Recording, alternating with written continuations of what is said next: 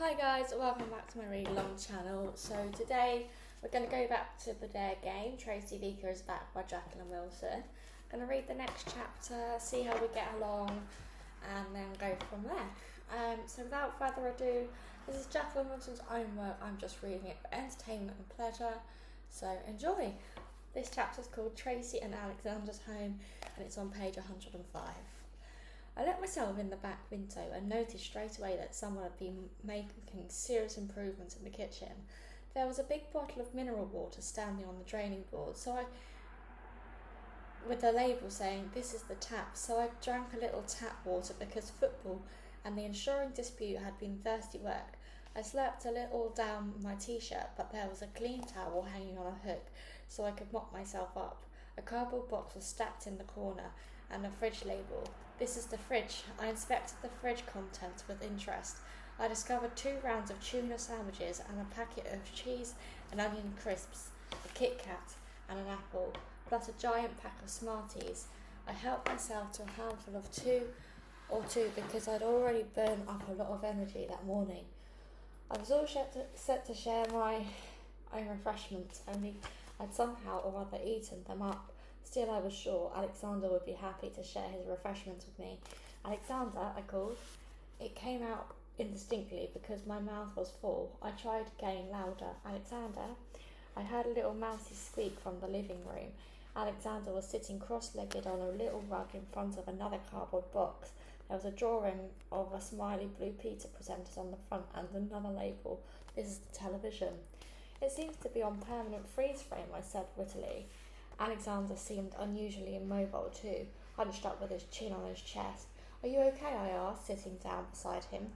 "Yes," he said. "Then, well, no, not really." "Ah," I said. "What's up then?" Alexander sighed heavily. "Everything," he said sadly.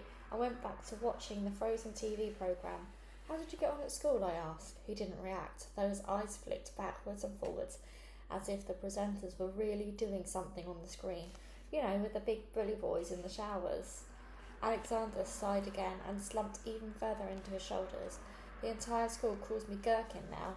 I couldn't help spluttering. Alexander looked at me as if I'd kicked him. Sorry, it just sounded funny. Everyone thinks it's very funny except me." "Oh dear, well never mind." "I do mind, dreadfully." Still, I struggled hard to say something optimistic. "At least you won the dare." "I dared you to do it, didn't I?" "And you did. So you get to win that dare." "Big deal," said Alexander. I thought hard. "Okay, you get to dare me now." "I don't really want to, thank you." I couldn't believe his attitude. Didn't he realise the potential of my offer? "Go on, Alexander," I said impatiently, standing over him. Alexander wiggled backwards on his pony bottom. "I can't make up any dares," he said meekly. "You make one up, Tracy." Don't be so wet. Come on, dare me to do something really, really wicked." Alexander thought hard.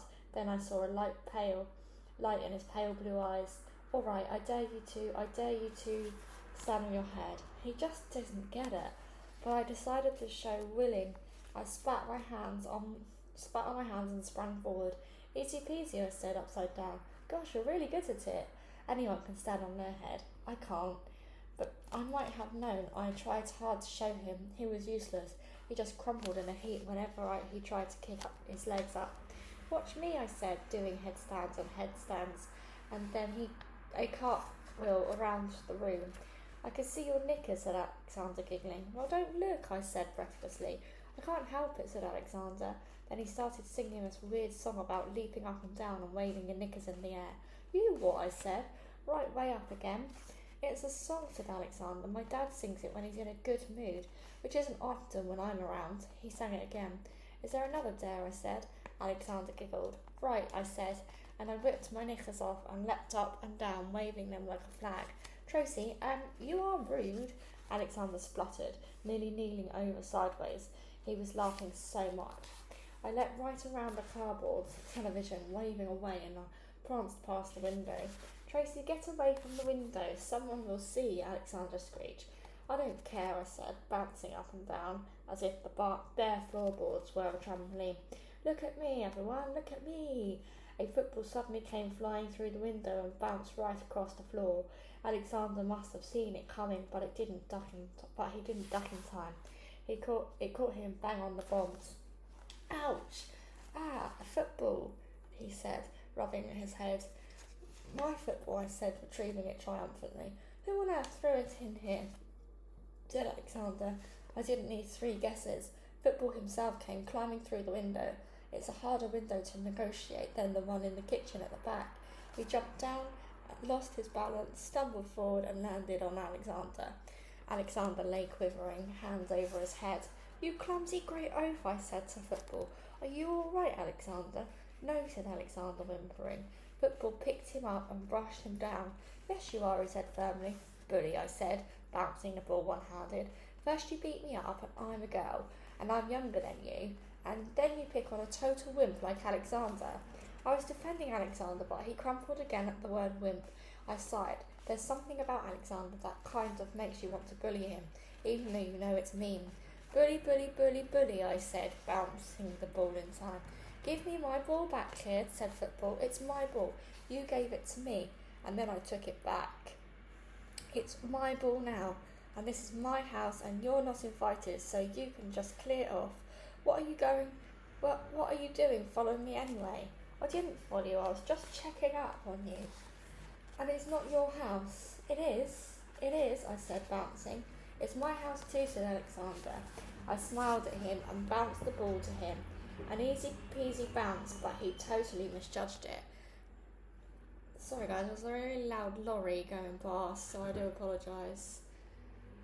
His hands closed on thin air and the ball bounced past. Football stuck out a paw and caught the ball. Alexander, I said. Should have gone now, guys. Sorry, I had to pause it a little bit there. Alexander hung his head. My ball now, said Football, smirking. He started bouncing so hard the cardboard furniture vibrated. You'll break the television, said Alexander. You what, said Football. You're interfering with the reception. Look, said Alexander. He twigged that it was deliberately distracting him. I grinned, and as Football peered in disbelief at the cardboard box, I whipped the ball from his arms. I used 2 hands, and something fell on the floor. Football peered hard at the something. I got the ball, I gabbled quickly to distract him again. This time it didn't work. Football bent over, grinning, and picked up the something with his thumb and forefinger. What's this then? He said, grinning. Nothing, I said. Though it obviously wasn't nothing. It was a pretty embarrassing something. It's your knickers, Football chortled. He's been leaping up and down and waving her knickers in the air. Shut up, Alexander, I said furiously. I snatched my knickers back and stuffed them in my pocket. Football laughed loudly and made an extremely coarse remark. I told him to watch his mouth, and he said I should watch his ball as he knocked it out of my arms. He cheered himself wildly and then kicked the ball all around the living room, knocking the television over and severely denting the table. Do you mind? This is my living room, not a football pitch, I said. It's my living room too, said Alexander, quickly dodging out of Football's way. I've got just as much right to be here as you have to be here. And I say it's not a dopey old living room, it's a cracking indoor football pitch, said Football. But at this time he dribbled the ball carefully round the furniture, keeping up a running commentary of all the time. Yeah, our boy's got the ball again, ready to save the day. Yes, he intercepts the ball brilliantly, heading it straight. He took aim as he gabbled and suddenly kicked it hard against the wall. Into the net, yes, he punched the air. I've never seen such a brilliant goal. Sad, I said to Alexander, shaking my head. You wait till I'm famous, said Football, kicking the ball in my direction, aiming at me rather than to me. But I'm no weedy Alexander. I stood my ground and kicked it straight back. Wow, that Tracy's a gutsy little player, I commentated. I bet I'm heaps more famous than you anyway. Women footballers are rubbish, said Football. I'm not going to be a footballer, you nutcase. I'm going to be a famous actress like my mum. Now, who's sad, said Football. Football said to Alexander. He bounced all the ball near him. Alexander blinked nervously. You going to be a famous actress too? Football asked him unkindly. He could easily get to be famous, I said. He's dead brainy, top of everything at school. He could go on all the quiz shows on the telly and know every single answer. Only you'd better have a special telly name. Alexander isn't exactly catchy. How about Brainbox? I was trying to be nice to him, but I didn't seem to have the knack. Alexander winced at the words. They call me that at school, he said mournfully, and other stuff, and my dad calls me Mr. Cleverdick. He sounds a right charmer, your dad, I said. My dad's the best ever, said Football, kicking his ball from one foot to the other. I haven't got a dad, so I don't know whether he's the best or the worst, I said. I've never really fussed about it. I never needed a dad, not when I had a mum. I needed her. My mum's going to take me to live at her place, I told them.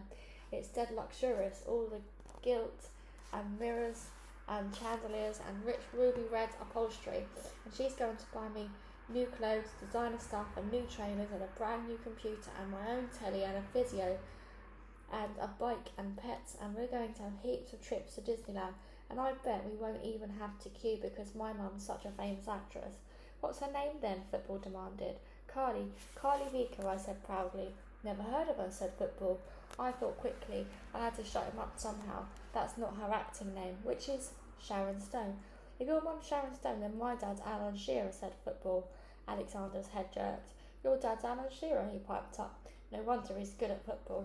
Football shook his head pityingly. I thought he was supposed to be bright, he said. Anyway, my dad's better than Alan Shearer. We're like that, my dad and me. He linked his stubby fingers to show us. We do all sorts together. Well, we did. Significant past tense. He's got this girlfriend, said Football. My mum's found out, and now my dad's gone off with his girlfriend. I don't blame him. My mum just nags and moans and gives him a hard time. No wonder he cleared off. But he says it doesn't mean we're still not mates. So your dad doesn't live with you anymore, said Alexander, sighing enviously. But we still do all sorts of stuff together, said Football, kicking the ball out again.